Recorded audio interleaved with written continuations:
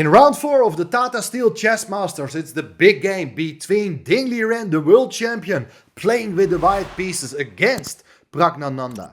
The 18-year-old super talent from India is in really good shape, although in this tournament he has just started very calmly with 3 draws. What's gonna happen in this game? It's gonna be very interesting, I tell you. And keep in mind that last year Praggnanandhaa managed to win the game with the black pieces against Liren. So Ding is warned and he knows that Prag is a really difficult opponent. Let's have a look what happens in this game. Make sure to subscribe to the channels to see more games from this very exciting event. Well, Ding starts with the move e4 and we get to see the Spanish opening. After the move bishop b5 by white, black goes for a6, bishop a4, knight f6, d3 protecting the pawn. This is a solid opening variation as white is not aiming to play a very quick c3 and d4. Just get a calm game and let's see how that works out. Well, Prag goes for the most active continuation by bringing the bishop out to c5, castling kingside, b5, attacking the bishop. Bishop goes back to b3, d6, c3, h6. All very standard and very well-known theory to both players. So after rook e1, castling kingside, knight bd2, the bishop goes back to b6. All standard. We have seen it in also other videos I covered recently on my channel, as the bishop is doing well from a distance and will never get hit by the d-pawn anytime soon.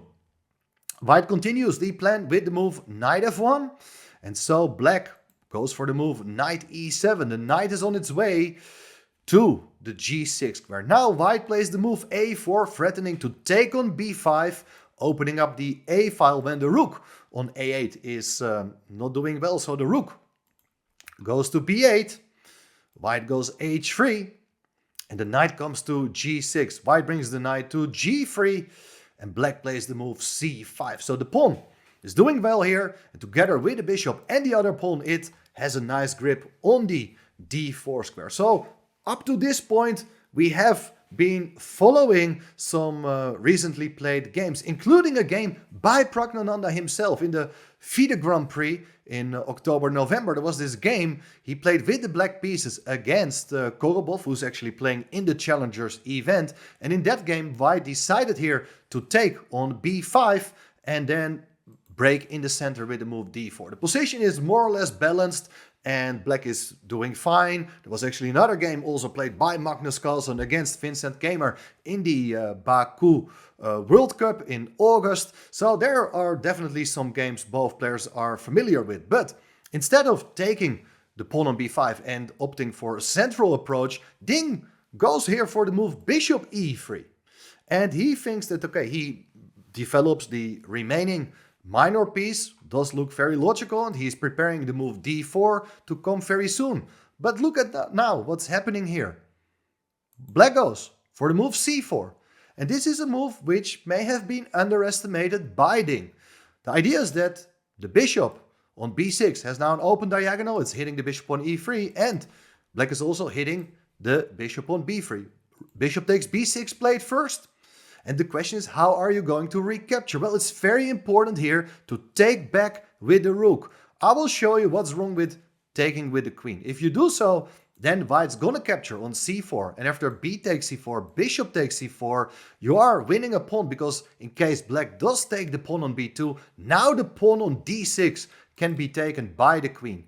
Therefore, black is advised not to take with the queen, but with the rook. Here, it's very clear that if you do take on c4, b takes c4, bishop takes c4, you do take with the rook on b2, and black has very nice active counterplay. The pawn on d6 is defended by the queen on d8.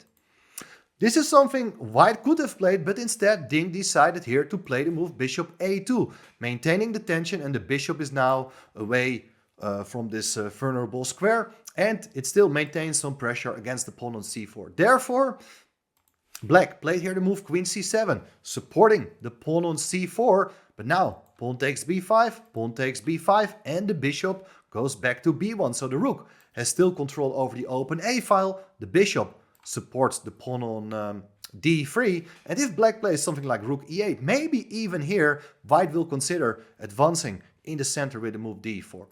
It's not really a problem for black, but I think the way Pragg is playing is very instructive. He decides now to take with the pawn on d3. After bishop takes d3, the knight comes in to f4. The knight is excellently placed on f4 and cannot be chased away easily by another piece.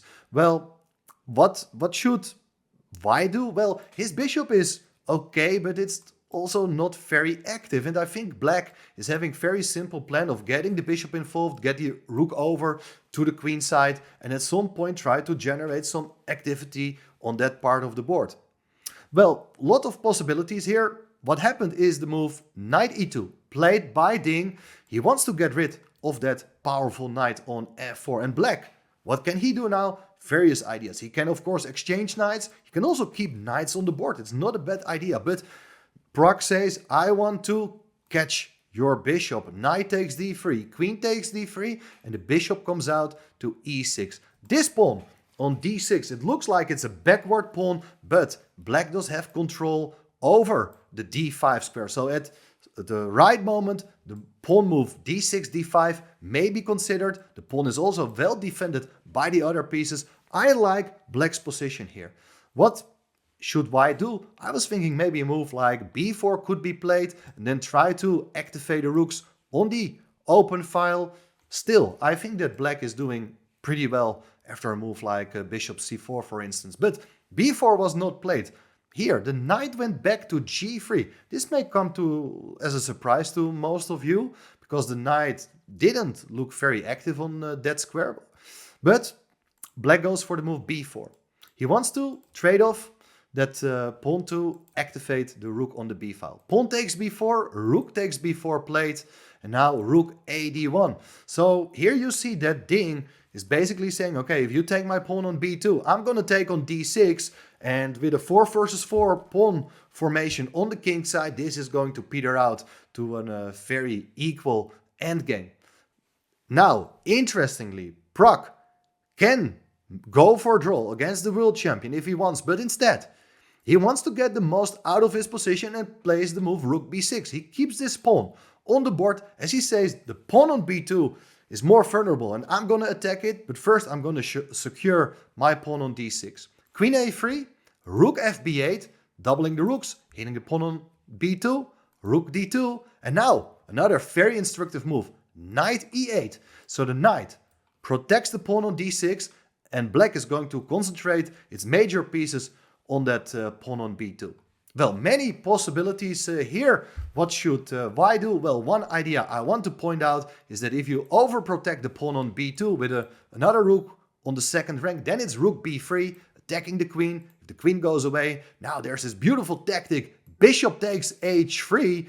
The pawn is won here, because after g takes h3, it's rook takes f3, and white's position is falling apart. Now you understand the move played by Ding, because his knight is vulnerable. He moves the knight away, so the very same tactic is not going to work out this time. Rook b3 played anyway, attacking the queen, and the queen goes back to a1 to maintain control over the pawn on b2. But you see the difference. Black's pieces are super active, and white's pieces are just trying to hold on to the pawn on b2.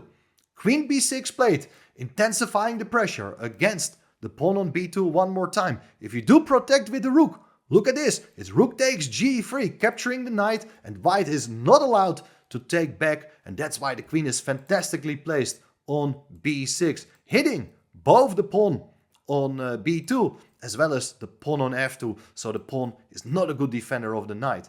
Therefore, knight from h2 to f1, protecting the knight. You cannot take the knight, but you can take the pawn on b2. The pawn on b2 doesn't even go away, so the machine is saying like, okay, just play a useful move like g6, so you can try to play h5 and maybe play h4, force the knight to go to an inferior square, and later you can take that pawn on b2. Well, very understandably, and from a human perspective, it's very logical that Pragg just captures the pawn. He now has an absolutely risk-free position with an extra pawn.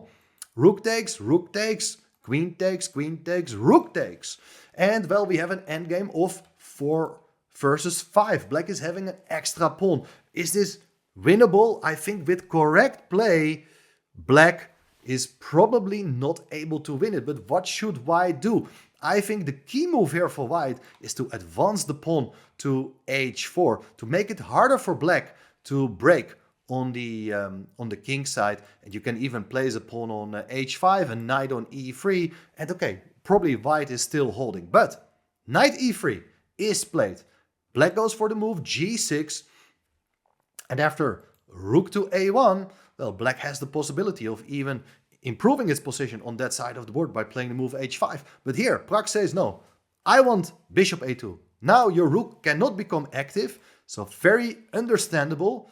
White goes for h4, Black goes h5, White plays the move f3, and here Pragg goes for the exchange of rooks. More pieces are coming off the board, the knight on g3 looks awful, therefore it goes to e2, and after bishop a2, also the king can be activated, king f8, knight c3, attacking the bishop goes back to b3, and what should White do? Well, the knights are doing okay, they are controlling the d5 square, so you see it's hard for Black to make use of the extra pawn. It's requiring a lot of effort from his king and knight to cover that d5 square.